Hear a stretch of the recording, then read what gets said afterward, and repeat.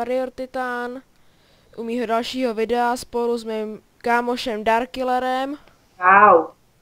Budeme točit v následujících sériích videa. V dnešním díle bychom vám rádi ukázali, jak si můžete vyrobit PvP výstroj. Jak jste si mohli všichni všimnout, oba dva máme součástí PvP brnění na sobě. Takže jdeme na to. A boty a Warrior Titan má brnění, boty a rukavice. Jo, přesně. Takže vojenský okrsek, Magnatia. Jsi tam? Jo, seš, už tě vidím. Jo.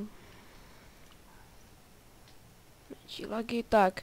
A my, možnosti, kde se dá vyrobit PvP brnění, jsou buď to tady, anebo v Tebuku, ale v Tebuku, s tím teda musím já souhlasit, jsou daleko hezčí ty brnění, takže jdeme do Tebuku.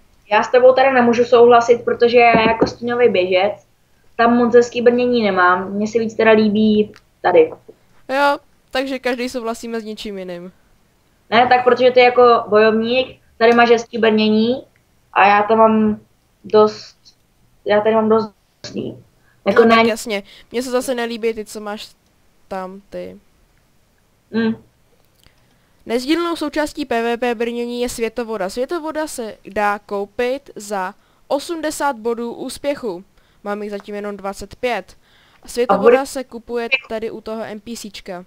No, a hele, body úspěchu se dají získat tím, že zabijíte různý Deriony. Když zabijíte vyšší level, dostáváte víc bodů úspěchu, když nižší, míň. Přesně tak. PvP brnění se vyrábí tady v tom oddělení. Na některé druhy PvP brnění potřebujete speciální druhy diamantů. Například jako je tady to. Kroužková zbroj. Vidíte, kámen starostí. Já osobně mám brnění tady to.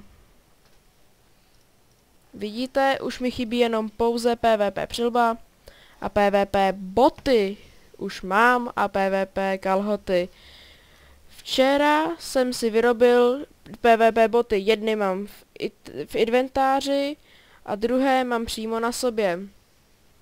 Můj kamarád Darkkiller má PvP brnění na +7, PvP boty a dneska si ještě udělám PvP rukavice. Přesně tak. No, takže pro dnešek jsme vám ukázali, kde se může vytvořit PvP brnko.